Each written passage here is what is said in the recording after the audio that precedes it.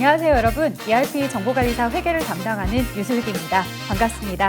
자, 여러분들 이번 시간 저희요 7강 부채와 자본에 대해서 시작해 보도록 할게요.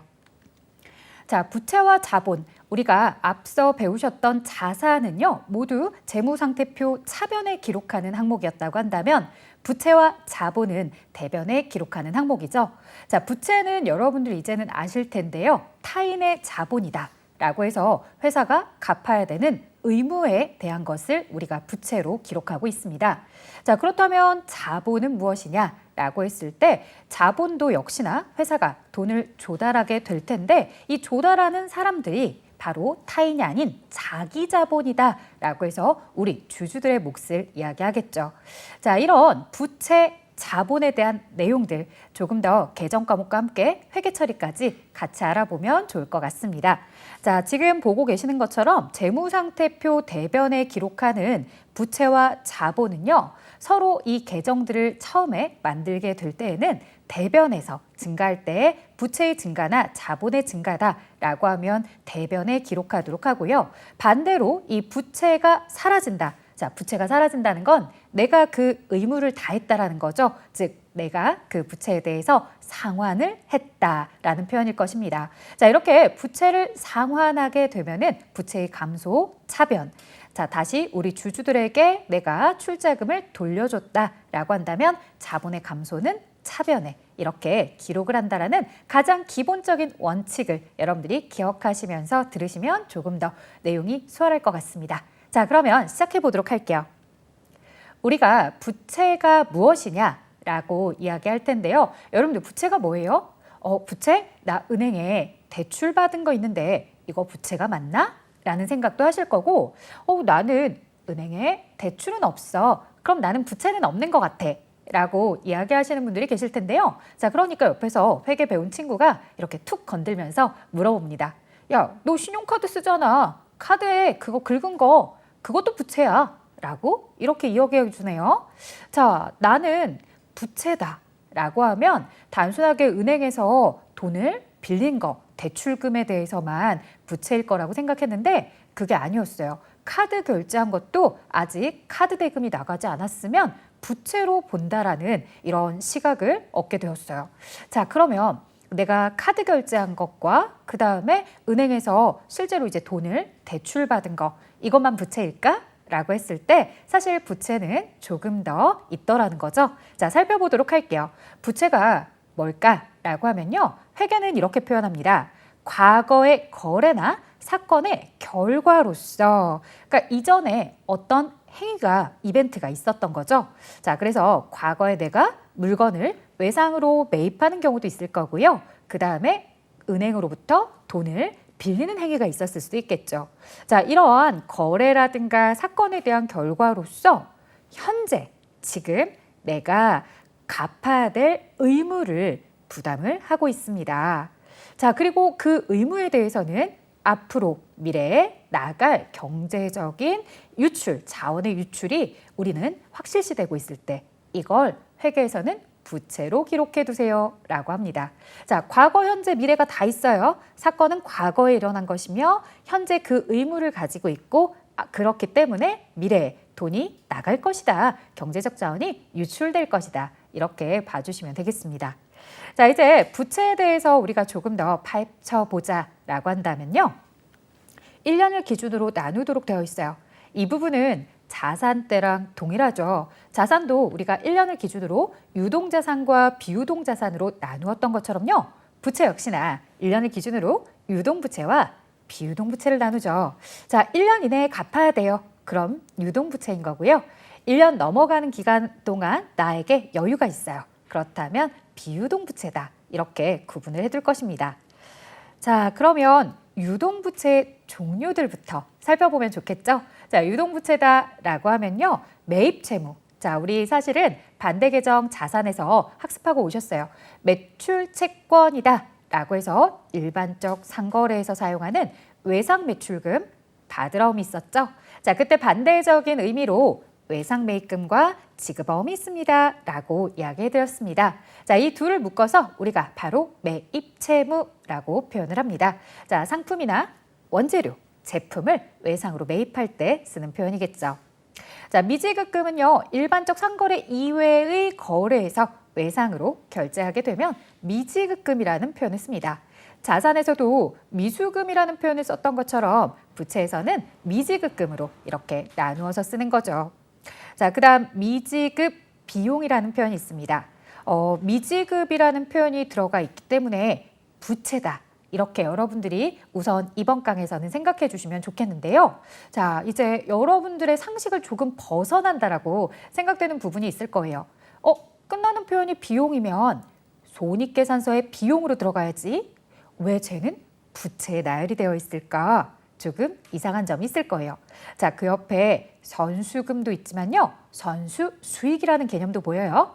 자, 이런 선수수익, 먼저 받은 수익이 있어? 이건 왜 또 부채야? 수익으로 끝나면 손익계산서에 수익으로 써야지 라고 생각할 수 있어요. 자, 하지만 이렇게 미지급이 들어가거나 선수로 시작하는 계정은 뭐더라는 거예요? 부채라는 겁니다. 자, 다음 강 저희는요, 결산이라는 내용을 배우면서 바로 미지급 비용과 선수 수익을 같이 회계 처리를 배워볼 거니까요. 잠시 이 내용은 접어두고요. 미지급금, 선수금 이런 내용들 위주로 이번 강에 이야기해 보려고 합니다. 자, 선수금, 여러분들 선은 먼저이죠. 수는 받았다입니다. 먼저 받은 돈 뭘까요? 바로 계약금이죠. 자, 계약금을 먼저 받았는데 부채로 둔다고? 조금 낯설어요. 자, 걱정하지 마시고 저랑 뒤에 다시 한번 회계 처리를 보면서 이야기해 보도록 할게요. 자, 지금은 종류만 보고 있습니다. 단기 차입금이라는 녀석 있죠? 1년 이내에 상환을 해야 될 우리가 이런 의무를 가지고서 차입을 하게 되면 단기 차입금. 자, 1년이 넘어가면 비유동부채 쪽에 있어요. 누구다? 바로 장기 차입금이죠. 자, 이렇게 기간을 기준으로 우리가 1년 이내면 단기 차입금, 1년이 넘어가면 장기 차입금 해서 유동부채와 비유동부채도 구분이 되네요. 자, 유동성 장기부채다라는 표현이 보입니다. 여러분들, 유동성 장기부채는 장기라는 표현이 들어가 있기 때문에 일반 수험생들에게는 저거는 장기라는 표현이 있으니까 비유동부채일 거야 라고 오해하는 친구들이 정말 많아요.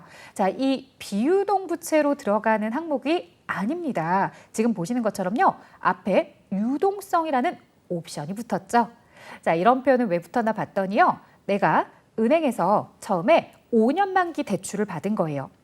그리고 시간이 흐르다 보니 어느덧 그 장기 차입금도 갚아야 될 날짜가 내년으로 1년 이내가 되더라는 거죠. 그래서 우리는 이런 장기 차입금 중에서도 내년에 갚아야 되는 녀석들은 이 비유동부채 칸이 아닌 유동부채 칸으로 옮겨주죠. 근데 옮겨줄 때 장기 차입금이라는 표현 그대로 옮기면 우리가 혼동될 수 있으니까 장기 차입금이었던 녀석에 유동성이라는 옵션이 따라 붙었어. 그래서 내년에 상환해야 돼 라고 하는 이런 유동성 장기부채라는 표현이 붙은 겁니다. 여러분들 나중에 저희 시험 문제를 보시면 아시겠지만요. 부채에 대해서 유동부채와 비유동부채를 정확하게 구분할 줄 아는지를 물어보거든요. 그럼 그때 유동성 장기부채가 보인다면 내가 잘 기억해야 돼. 유동성이라는 표현을 보고서 유동부채라고 해야지 장기 보고서 헷갈리면 안 돼 라고 꼭 기억해 두세요. 자, 미지급 법인세, 미지급이라는 표현이 들어가면 우리는 그런 부분들에 대해서 다 부채로 보고 있죠. 자, 법인세라는 세금을 내야 되는데요. 세금을 결정했다고 해서 바로 납부하는 것이 아니라 납부하는 날은 또 따로 있기 때문에 일단은 미지급이라는 표현을 써서 앞으로 납부할 세금이다. 그래서 미지급 세금, 미지급 법인세 이런 표현들이 있습니다. 예수금이 있네요. 자, 예수금. 우리는 다른 사람이 납부해야 될 세금을 대신 받아서 납부해 주기도 합니다. 아니, 회사가 그런 일도 해요? 라고 생각할 수 있지만요. 여러분들 멀리 보지 마시고 우리 회사에 근무하는 직원을 생각해 보세요. 자, 직원을 내가 채용을 했을 때 그 직원에게 급여를 500만 원 드릴게요 라고 해서 채용을 하고 나서요. 실제로 그 직원에게 500만 원을 입금시켜 주는 게 아니라고 했습니다. 우리는 그렇게 얘기하잖아요. 야, 나 연봉은 얼만데 실수령액은 얼마야? 라고 얘기해요. 보통 연봉보다 실수령액이 적을 수밖에 없죠. 왜냐? 그 직원이 부담해야 될 소득세부터 시작해서 지방소득세, 건강보험료, 국민연금 등 이런 여러 가지 비용들을 차감하고 나머지만 받기 때문에 그렇습니다. 자, 그럼 회사 입장에서는 그 직원에 대한 소득세, 지방소득세, 국민연금이라든가 건강보험료들을 회사가 대신 빼서 받아놓고 있는데요. 그렇다고 이것은 회사의 돈은 아니죠. 앞으로 내가 그 납부 날짜에 납부할 의무가 있는 돈입니다. 그래서 예수금도 역시나 부채, 유동부채 안에 들어가 있습니다.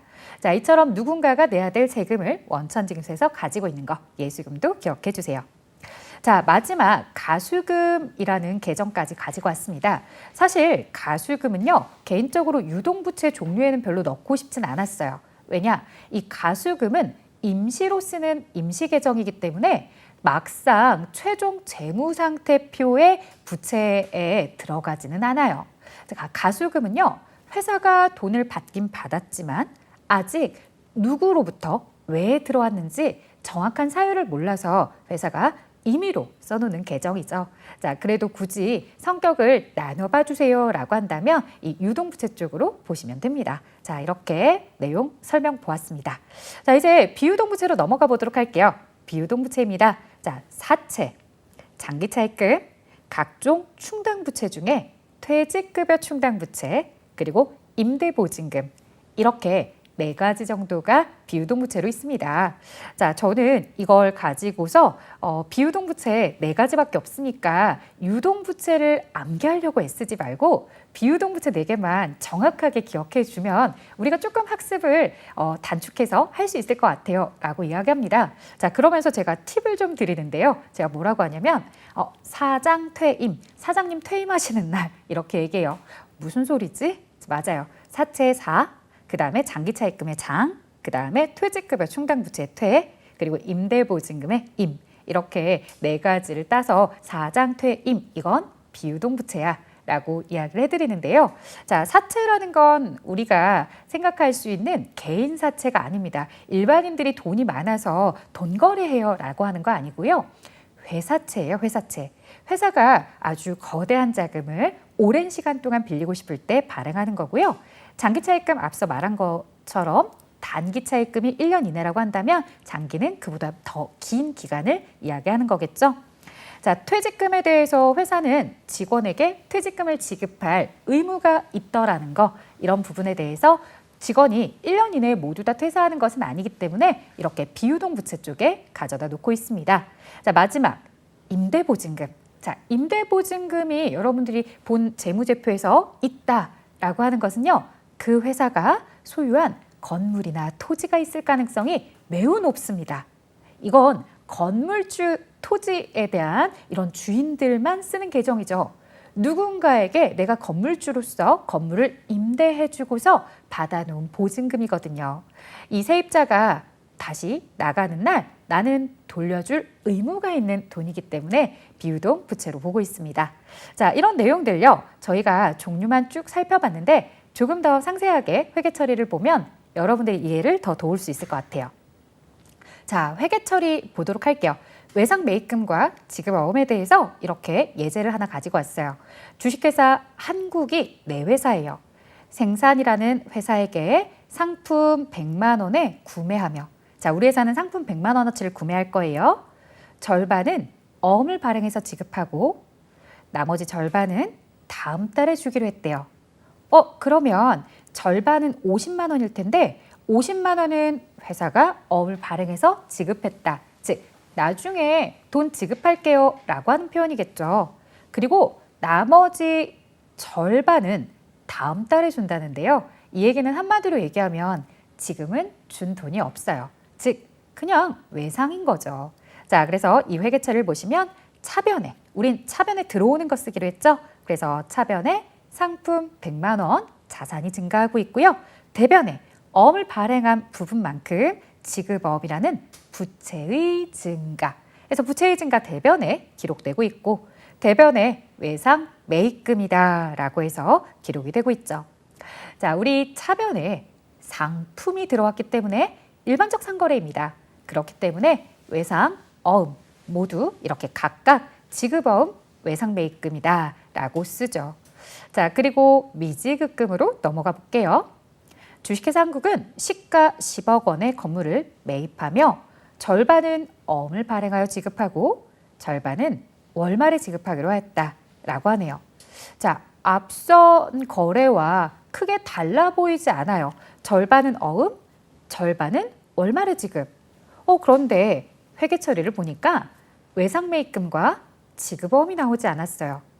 모두 대변에 미지급금 이렇게 표현을 하고 있죠. 자, 그 이유는 바로 차변 때문에 그렇습니다. 차변에 내가 구매한 게 상품이나 제품이나 원재료와 같은 이런 재고자산, 일반적 상거래가 아닐 때에는 우리가 외상거래나 어음에 대해서 모두 미지급금이라고 표현을 하죠. 자, 그래서 차변에 회사는 건물을 매입했기 때문에 건물이라는 자산의 증가, 대변에는 미지급금 이렇게 표현이 되어 있습니다. 자, 이제 선수금으로 넘어왔습니다. 여러분들 선수금, 주식회사 생산으로부터 300만 원의 상품 주문을 받았고요. 계약금 10%를 현금으로 수령했다. 조심할 점은요. 이 회계상 단순한 계약은 거래가 되지 않지만요. 이 문제는 계약금을 받았습니다. 현금이 들어왔어요. 그래서 차변에 현금 이렇게 기록이 되고 있습니다. 300만 원의 주문에 대해서 받았을 때 10%의 계약금만 받은 거니까요. 300만 원의 10%인 30만 원이 차변에 현금으로 들어온 걸 볼 수 있겠고요. 자, 대변에 이렇게 먼저 받은 계약금, 나는 이걸 뭐라고 하지? 라고 생각을 하실 텐데요. 자, 먼저 받은 돈, 먼저 선, 받았다, 수, 돈, 금. 그래서 선수금이라고 부르는 겁니다. 자, 여러분들 앞서 설명할 때 유동부채에서 선수금을 보시면서 쟤는 왜 유동부채지? 라고 하시면서 조금 갸우뚱하셨을 텐데 선수금은 계약금을 먼저 받기는 했지만요. 아직 우리가 물건을 전달하지는 않았습니다. 그 얘기는요. 내가 만약 약속된 날짜에 물건을 구하지 못해서 상대방에게 정상적으로 전달을 하지 못한다면 이렇게 받아놨던 계약금 30만 원은 내 입장에선 다시 돌려줄 의무가 있는 돈이라는 거죠. 언제까지? 그 물건을 정상적으로 주기 전까지는. 자, 그래서 두 번째 회계 처리도 제가 더 준비해봤는데요. 상품이 준비되어 배송하고 계약금을 제외한 잔액은 현금 받았어요 라고 하네요. 자, 이렇게 해서 대변에 상품, 매출 300. 자, 드디어 300만 원어치의 상품이 나갔어요. 그런데 나는 300을 다 받진 않아요. 뭐를 제외하고 받으셔야 돼요? 그렇죠. 먼저 받았던 선수금이라는 부채 계약금을 제외하고 나머지 현금 270을 수령하게 된 상황입니다. 자, 이런 내용들 이제 체크하셨으면 다음으로 넘어갈게요. 자, 넘어가기 전에 여러분들 나름대로 대변에 선수금 부채구나. 차변에 선수금 부채가 감소했구나. 이렇게 봐주시면 더 좋겠습니다. 자, 단기차입금이라는 개념을 같이 한번 보고 갈게요. 주식회사 한국은 신한은행으로부터 10개월 상환 조건으로 1,000만 원 대출 요청한 금액이 드디어 승인이 되었네요. 그래서 보통예금에 들어왔다고 합니다. 자, 그럼 차변의 보통예금에 1,000만 원이 들어왔죠? 자, 나는 10개월 뒤에 상환을 해야 돼요. 1년 이내의 기간이기 때문에 나는 이것을 단기 차입금 이렇게 표현을 해주시면 됩니다. 자, 바로 장기 차입금으로 넘어갑니다. 우리가 비유동 부채에서 받던 장기 차입금은요.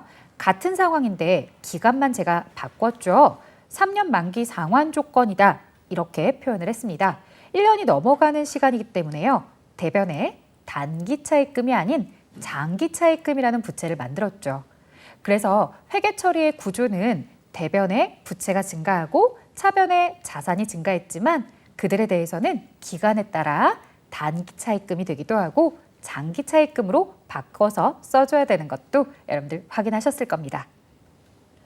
자, 이제 사채라는 개념인데요. 사실 사채는 이 회계를 배우는 친구들이 아주 싫어합니다.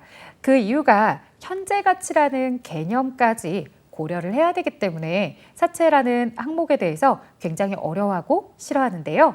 이번 시간엔 여러분들에게 사채는 이런 내용이에요 라고 전체적인 그림을 그리는 방법만 알려드릴 거니까요. 너무 겁먹지 마시고 같이 한번 보도록 할게요.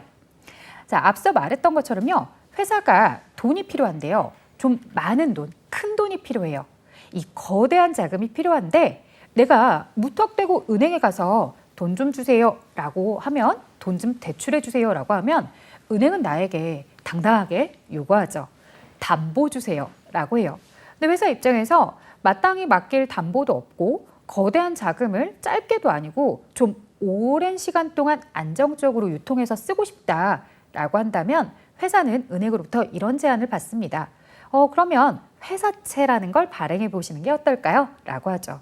자, 사채라는 증서에 대해서 이렇게 우리 회사가 발행하고 싶어요. 내 회사에 돈 빌려줄 사람 모이세요. 라고 하면요. 각각 자신의 능력들이 있는 분들이 십시일반 모여서 그 회사에 내가 필요로 하는 만큼, 내가 지금 돈에 대해서 충분한 여유를 가지고 융통할 수 있는 만큼 그 회사 사채를 구매를 해줍니다. 자, 사채를 구매를 해주는 이유는 은행에서 이자를 받아봐야 1%, 2%, 3% 정도밖에 안 되는데 저 회사 사채를 가지고 있으면 5%, 6%의 이자를 준대. 야, 은행에다가 돈 맡기지 말고 저 회사 사채 사자. 이렇게 생각하는 분들도 계시기 때문에 회사가 이런 사채를 발행하겠습니다. 저희 회사 믿으시죠? 저희 회사 사채 사주세요 라고 하면 사람들이 몰려들어서 이렇게 티끌모아 태산이라고 아주 거대한 자금을 오랜 시간 동안 모을 수 있게 됩니다. 자, 그러면 회사 입장에서는 이런 사채를 발행하게 될 때 내가 어떤 회계 처리를 해야 되는지 이런 것들을 좀 살펴봐야 될 텐데요. 자, 그런 내용을 살펴보기에 앞서서 회사가 돈을 빌리고 싶다라고 하면 그들에게 차용 증서는 주지 않지만요. 사채 용지를 인쇄해서 제공하게 되는데요. 이 사채 용지에는 그 금액과 만기 그리고 내가 약속하는 이자율 등을 표면에 기록해서 인쇄해서 줍니다. 자, 그러면 내가 예를 들어서 100만 원이라는 금액을 3년 만기로 빌렸다라고 했을 때 고객으로부터 내가 100만 원을 지금 딱 빌리는 거냐? 자, 이거는요. O가 되기도 하고요. X가 되기도 합니다. 무슨 이야기냐? 그때 당시에 이 회사의 유효이자율이라는 거에 따라, 시장이자율, 유효이자율이라는 거에 따라서 늘 바뀌더라는 거예요. 자, 회사가 준다는 이자는 액면에, 이 사채 액면, 표면에 써져 있는 이자가 있다면 그 회사가 그러한 조건으로 돈을 빌렸을 때 지급을 하도록 하는 이런 권장하고 있는, 혹은 시장에서 그 회사를 가치를 평가했을 때 지급을 하라고 하는 이자율이 있을 거라는 거죠. 자, 그 이자율, 바로 그것을 유효이자율이라고 합니다. 제가 여기 써두었지만요. 정상 이자율로서 거래를 발생했을 당시, 즉 회사가 은행이나 이런 곳에서 대출을 받거나 했을 때 이 우리 회사의 신용 상태나 지급 조건이 충분히 반영이 되어서 체결된 계약에 적용될 수 있는 이자율, 다시 말해 내 회사가 그러한 대출을 받았다고 했을 때 지급하도록 되어 있는 이런 시장에서 정해진 이자율이라는 게 있을 거다. 그 이자율과 회사가 지금 사채를 발행하면서 내가 주겠다고 약속하는 사채권에 써놓은 액면 이자율과 서로 같을 때도 있을 거고요. 액면 이자율이 더 클 때도 있을 거고 액면 이자율이 유효 이자율보다 더 적을 때도 있을 거예요. 그런 차이들 때문에 사채를 발행할 때, 즉 내가 채권자들로부터 돈을 이렇게 빌려올 땐 세 가지의 회계 처리가 나오게 될 겁니다. 그런 걸 가지고서 액면 발행, 할인 발행, 할증 발행이라고 하는데요. 같이 한번 보도록 할게요. 자, 액면 발행입니다. 회사가 사채 표면에, 액면에 써서 발행한 이자율과 시장에서 나를 평가한 이자율이 서로 일치할 때이고요. 이렇게 일치할 때는 차변에 받는 현금에 대한 이 사채를 발행하면서 회사가 받는 돈, 발행가액 100만 원과 사채 표면에 써져 있는 가격 100만 원이 서로 일치하게 됩니다. 자, 사채 부채이죠. 내가 돈을 빌렸을 땐 이렇게 대변에 사채가 기록이 되는 거죠. 자, 두 번째 상황인데요. 이 할인 발행이다 라는 표현입니다. 회사가 지급하겠다는 이자율이 있을 텐데요. 이것보다 시장에서 나를 평가하는 이자율이 나보고 더 많은 이자를 줘야지 왜 너는 적은 이자를 주니? 라고 하는 겁니다. 예를 들어서 액면 이자율이 10%다 라고 했는데 시장 이자율이 12%로 시장에서의 이자율이 더 비쌌던 상황입니다. 자, 이런 경우들은요. 시장에선 더 많은 이자를 줘야 돼요 라고 평가를 하고 있기 때문에 내가 처음에 돈을 빌릴 때 나중에 100만 원이라는 돈을 갚을게요 라고 하면서 대변의 사채 액면가액은 100만 원으로 이렇게 발행이 되지만 실제로 시장 이자율보다 적게 주는 만큼 나는 현금에 대해서도 적은 돈이 입금이 됩니다. 자, 이런 시장 이자율과 그 다음에 액면 이자율의 차이로 인해서 우리가 발생하는 그 차액, 이걸 가지고 우리는 사채가 저렴하게 내가 나중에 갚아야 되는 돈보다 지금 발행할 때의 돈이 적었기 때문에 사채가 할인해서 발행이 되었다라고 해서 우리가 사채 할인 발행 차금이라고 부릅니다. 여러분들도 어디 마트나 이런 데 가서 보면 정가보다 싸게 판매하면 야 오늘 할인한대 라고 얘기하잖아요. 마찬가지. 자, 재무상태표상의 사채는 액면가액 100만 원으로 기록을 하지만요. 그 아래에 할인하는 이 사채 할인 발행 차금이라는 10만 원을 차감하는 형태로 기록을 해서 실제로 회사가 받은 돈은 90이다 라고 장부에도 표기를 하게 될 겁니다. 자, 그 다음 할증 발행. 반대로요. 회사가 이 외부에서 평가받는 것보다 더 많은 이자를 줄게요 라고 하면서 발행을 할 수도 있습니다. 이런 경우는 나중에 내가 갚아야 될 돈보다 지금 받는 돈, 발행하면서 회사에 입금되는 돈이 더 많습니다. 그래서 이런 것들에 대한 차액을 사채가 원래의 금액보다 더 많이 할증이 되어서 나오더라 라고 했을 때 우린 이걸 사채 할증 발행 차금이다 이렇게 부르죠. 여러분들 왜 택시를 탔을 때 낮에 우리 집까지 갈 때 예를 들어 10,000원이면 되는데 심야에 타니까 할증 요금이 붙어서 같은 거리인데도 15,000원이나 나왔어요 라고 하는 이런 거 기억하시죠? 비슷하다고 보시면 돼요. 사채의 액면은 100만 원인데 실제로 회사에는 110만 원이 이렇게 들어오게 됩니다. 하지만 이와 관련된 이자에 대해서 우리가 회계 처리를 하거나 할 때는 시장 이자율과 액면 이자율을 비교했을 때 시장 이자율보다 액면 이자율, 즉 회사가 주겠다고 약속한 금액이 더 많았기 때문에 이런 경우들은 나중에 나가는 이자의 액수가 더 크겠죠. 자, 이렇게 대변의 사채 할증 발행 차금이다 라고 기록한 녀석은요. 우리가 가산적 평가 계정 이렇게 표현을 하기도 하는데요. 사채라는 가격은 액면가액 100만 원으로 재무상태표에 표기가 되는데 거기에 이 사채 할증 발행 차금이 플러스하는 형식으로 기록이 되어서 지금의 사채의 가치는 110입니다. 이렇게 표기가 될 겁니다. 자, 이런 사채를 발행했을 때 회계 처리를 같이 살펴보았고요. 이자 줄 때 보도록 할게요. 자, 회사가 주겠다고 하는 이자와 시장에서의 유효이자율이 동일할 때는 차변의 이자 비용, 유효이자율에 따라 계산을 해서 10% 그리고 대변의 현금 해서 액면 이자율도 똑같았기 때문에 10% 나가면 밸런스 차이가 없을 것이다. 하지만 할인 발행, 유효이자율로 계산한 이자, 차변의 이자 비용은 12%. 그런데 대변의 현금은 액면 이자율로 계산을 해야 되기 때문에 10%. 아무래도 밸런스 차이가 난다. 이런 밸런스 차이들은 앞서 사채를 계산할 때에도 발행하면서 유효이자율에 따라 계산을 했고 그때 차이를 사채 할인 발행 차금이다 라고 차변에 기록을 하고 있었는데요. 그 이자율의 차이는 말 그대로 매년 이자를 줄 때마다 차이는 점점점 사라지게 되는 겁니다. 자, 이어서 대변으로 사채 할인 발행 차금이 사라지게 됩니다. 자, 이처럼 처음 사채를 발행할 때의 밸런스 차이, 사채 할인 발행 차금, 이자율 차이 때문이었구나. 그래서 이자를 줄 때 그 차이가 대변으로 사라지는구나 라고 봐주시면 되고요. 할증 발행 마저 보시면 차변의 이자 비용 유효이자율로 계산을 했어요. 8%라고 예시를 가지고 왔고요. 대변의 현금은 액면 이자율 10%죠. 자, 그러면 차변에 부족하네 라고 하면서 차변을 우리가 사채 할증 발행 차금이다 이렇게 표현을 해봤습니다. 자, 이제 퇴직급여 충당부채입니다. 회사는 보통 1년 이상 근속한 직원에 대해서 퇴직금을 지급하죠.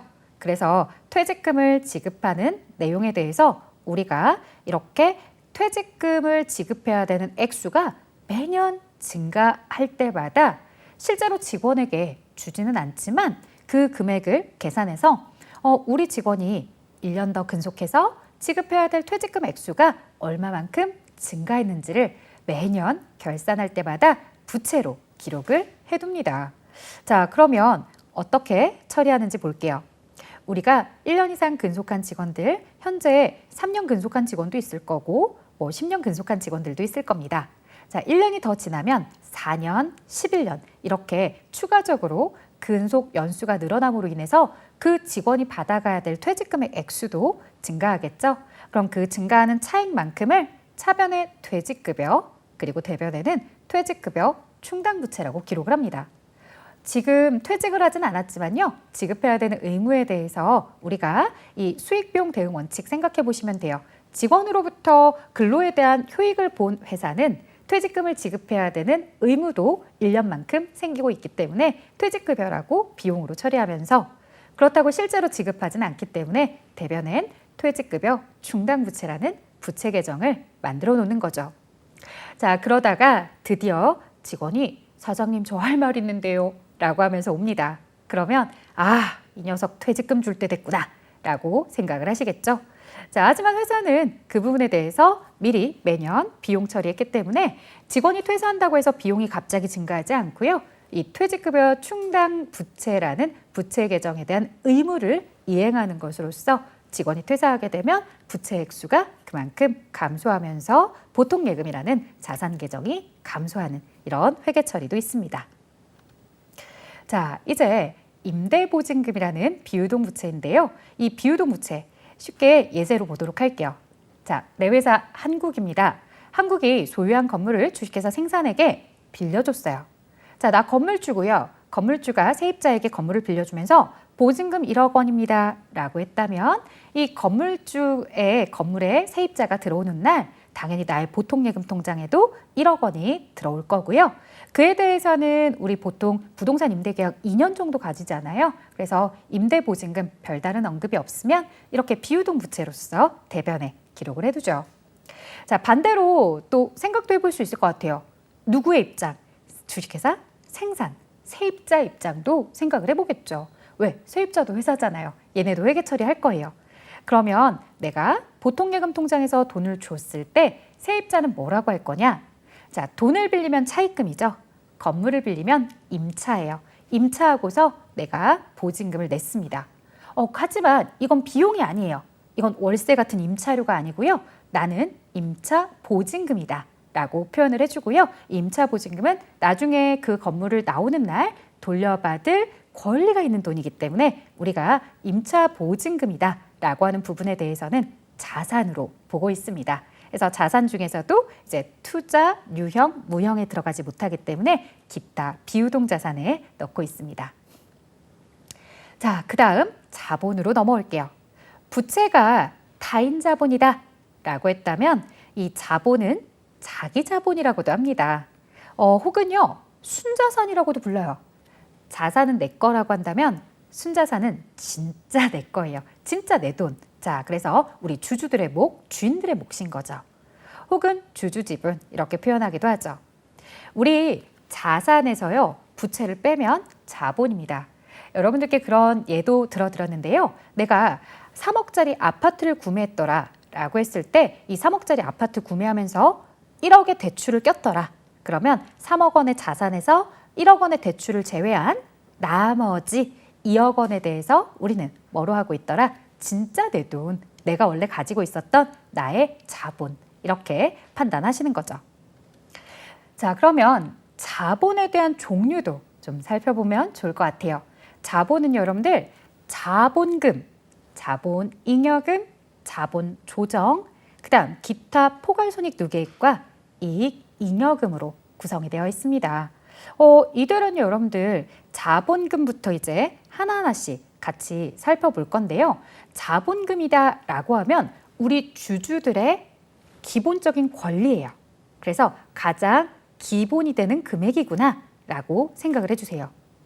그러면 자본잉여금은 뭐냐? 자, 또 누군가는 자본잉여금을 보시면서 맨 끝에도 이익잉여금이라고 있어요.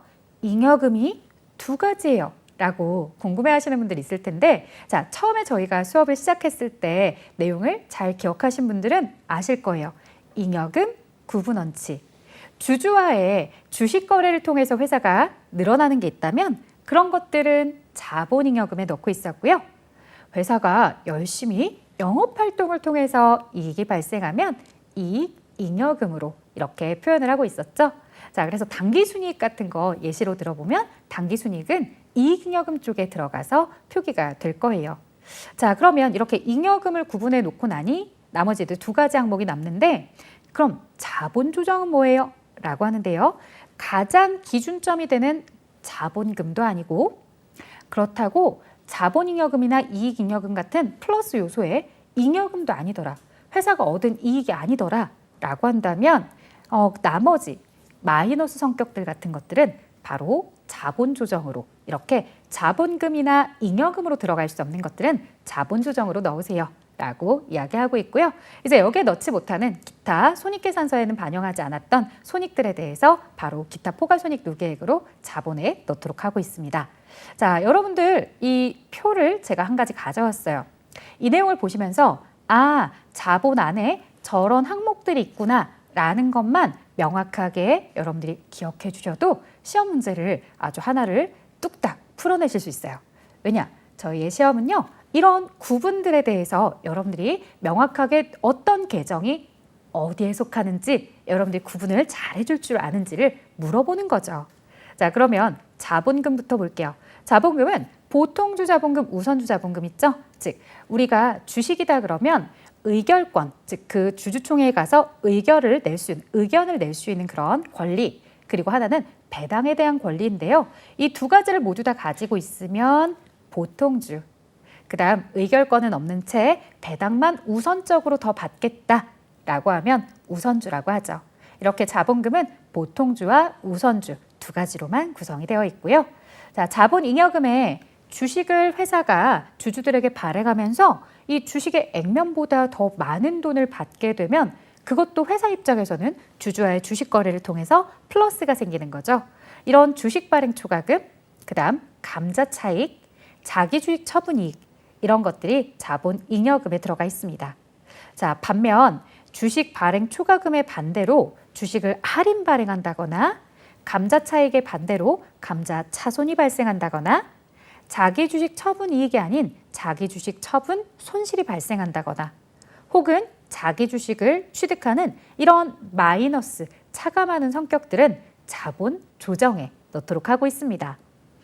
물론 자본 조정도요, 차감 성격만 존재하는 건 아닙니다. 우리가 더하는 가산 성격의 미교부 주식 배당금이라는 이런 계정들도 존재는 합니다. 그래서 자본 조정은 무조건 마이너스야, 이렇게만 생각하지 마시고요. 마이너스 플러스 성격 둘 다 있는데 마이너스 성격이 더 많대, 이렇게 정리하시면 더 좋을 것 같아요. 자, 기타 포괄손익 누계액이다 라고 이야기가 나와 있고요. 여러분들 앞서 배우셨던 단기매매증권이요. 그 단기매매증권은 결산 때 공정가치 평가를 했었어요. 그래서 단기매매증권 평가이익, 그리고 매도가능증권도 공정가치로 평가하기 때문에 매도가능증권 평가이익도 나올 수 있더라. 하지만 단기매매증권 평가이익만 IS, 즉 손익계산서로 들어가고, 매도가능증권 평가이익은 BS, 재무상태표로 들어온다고 했었는데요. 이 매도가능증권 평가이익과 매도가능증권 평가손실, 바로 자본의 기타 포괄손익 쪽에 들어옵니다. 그 외에도요, 해외사업 환산손실이나 해외사업 환산이익이라는 계정, 현금흐름 회피 파생상품에 대한 환산이익이나 환산손실이 모두 기타 포괄손익 누계액으로 들어갑니다. 실제로 해외사업 환산손실에 대한 이익에 대한 계정이라든가 파생상품과 관련된 환산이익 손실 계정에 대해서 회계 처리를 해야 하거나 그러진 않고요. 해외 환산이라는 이런 내용, 그 다음에 파생상품에 대한 환산이익이나 손실, 이런 부분들은 우리가 자본의 이 기타 포괄손익 누계액에 들어가고 있구나 정도로만 기억해 주시면 됩니다. 마지막 이익잉여금인데요. 이 이익잉여금의 이익준비금. 자, 이익준비금요. 법에서 정한 거예요. 상법상 반드시 이익준비금을 적립해 두세요. 이렇게 얘기하거든요. 어떻게 적립하지? 라고 하실 텐데요. 이런 이익준비금들은 주주에게 현금으로 배당 준 거에 최소 10%만큼은 꼭 적립해 두라고 합니다. 자, 그 외에 기타 법정, 임의적립금 이런 것들 존재하고 있네요. 자, 조금 더 살펴볼 회계 처리 간단하게 보겠습니다. 자, 주식을 발행하다, 유상증자하다 이렇게 표현도 하는데요. 회사가 주주들에게 주식을 주면서 돈을 받아오는 거죠. 그래서 차변엔 현금이 들어오고요. 대변엔 자본금을 씁니다. 여기서 조심하실 점은요. 자본금은 반드시 액면가액으로 표기를 해주셔야 돼요. 이 액면가액은 주식이 처음에 태어났을 때의 가격이라고 말씀드렸어요. 내가 지금 주가에 따라서 회사의 주주들로부터 받는 돈은 다르지만 장부에는 반드시 자본금은 꼭 그 주식이 태어났을 때 액면가액으로 이렇게 표기를 해야 된다는 거 반드시 기억하셨으면 합니다. 자, 이런 액면 발행은 액면가액과 발행가액이 일치하잖아요. 하지만 할인 발행도 있고 할증 발행도 있습니다. 자, 보통은 할인 발행은 많이 없는데요. 그래도 예시를 보자면 대변의 자본금 액면가액보다 차변에 들어온 돈이 지금 적을 때, 그래서 차변에 부족한 금액에 대해서 쓰는 표현이 바로 주식 할인 발행 차금인 겁니다. 이 주식 할인 발행 차금은요, 여러분들 주주로부터 내가 돈을 받는데 회사가 제공하는 자본금의 액면가액보다 적은 돈을 받았잖아요. 회사 입장에서는 마이너스예요. 내가 주주한테 10,000원짜리 권리를 줬는데 8,000원밖에 안 들어왔다고 한다면 이 2,000원 마이너스 이런 것들을 바로 주식 할인 발행 차금이라 하고, 그리고 자본 조정이죠. 자본 조정 차감 성격입니다. 그래서 차변에 이렇게 자본이 감소하는 쪽에 기록이 되었죠.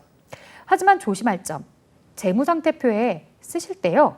사채처럼 사채 액면가액에 사채 할인 발행 차금을 마이너스 형태로 썼지만 자본 쪽은 안 그래요. 자본금은 말 그대로 자본금 자리에 따로 들어가고요.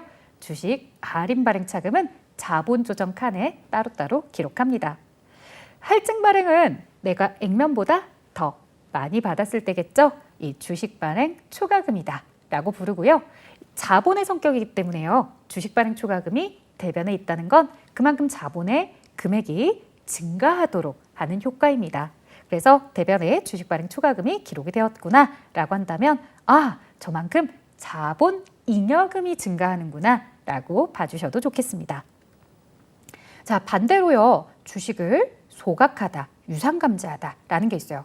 자, 회사가 주주들에게 주식을 이렇게 계속해서 나눠주면서 돈을 받아봤는데요. 그러다 보니까 회사의 주주들이 너무 많아지더라는 거죠. 그래서 이 주식의 숫자도 너무 많고 우리 조금 다이어트 하자라고 생각해요.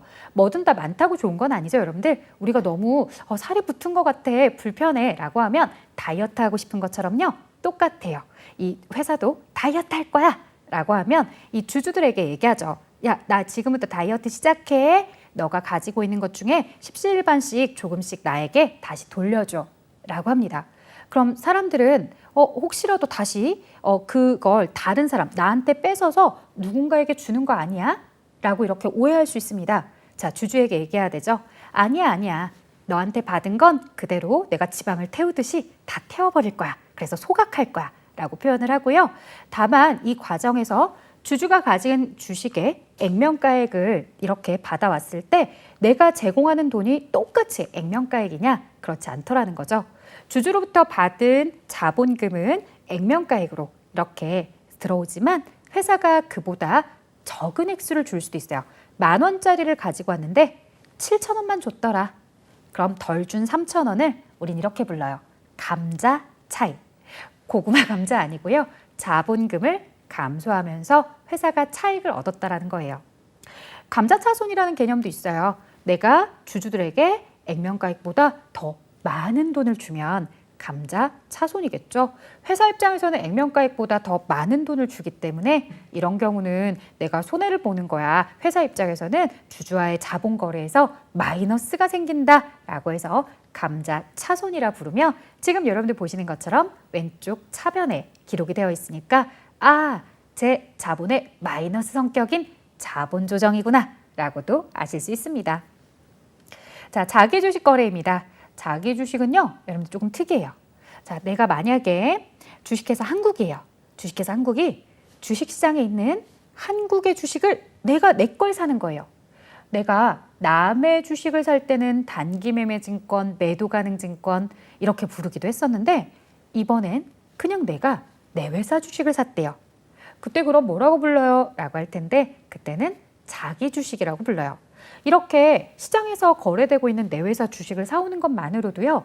주주들이 회사를 제외한 나머지 주주들이 거래할 주식의 양이 줄어들기 때문에 이런 건 주주에 대한 마이너스 성격이다 라고 해서 자기 주식은 그대로 뭘로 본다? 자본 조정으로 보고 있습니다. 그래서 자본 조정, 차감 성격이기 때문에 자기 주식이 차변에 기록이 되어 있다라고 하면은 자본 조정 마이너스가 커졌구나 라고 생각을 해주시고요. 자, 이렇게 자기 주식 취득했다가 내가 이제 다시 팔아버릴 수도 있고 소각해서 버릴 수도 있습니다. 소각해서 버리게 되면 내가 자기 주식이 대변으로 이제 사라지면서 소각이니까 그 주식에 대한 액면가인 자본금이 감소하죠. 이 과정에서도 역시나 동일하게 감자차익이나 감자차손이 생기기도 합니다. 그래서 유상 감자라든가 자기 주식을 소각하는 거래들 이렇게 하면 아, 감자차익, 감자차손이 생기는구나. 자, 반대로 이제 이런 것도 있죠. 자기 주식을 취득했다가 내가 처분을 하는 경우도 있습니다. 자, 이런 자기 주식을 처분할 때 내가 취득했던 돈보다 더 많은 돈을 받으면서 처분하면 자기 주식 처분이익이죠. 주주랑 주식 거래를 했어요. 다른 주주가 이 주식을 사줬어요. 회사 입장에서 더 비싸게 매각을 했기 때문에 플러스 자기 주식 처분이익이 되는 거고 자본 잉여금이 됩니다. 이거 손익계산서의 수익 아니죠? 자, 그 다음 자기 주식 처분 손실, 반대로 손해본 거죠? 자본 조정입니다. 자, 이렇게 회계 처리를 보여드리면서 여러분들에게 플러스 성격인 자본은 대변에 기록이 되고 마이너스 성격인 자본 조정에 대해서는 차변 혹은 자본이 감소하면 차변에 기록합니다 라고 보여드렸어요. 이런 내용들이 우리가 문제를 풀 때 조금 도움이 되는지 한번 살펴보도록 할게요. 자, 제일 첫 번째, 저희가 이제 이번 시간에 부채와 자본에 대해서 배웠는데요. 부채에 대해서 매입 채무에 해당하는 것을 골라주세요 라고 하거든요. 여러분들 기억하시죠? 매입 채무는 외상 매입금, 지급어음이었습니다. 따라서 외상 매입금이 정답입니다.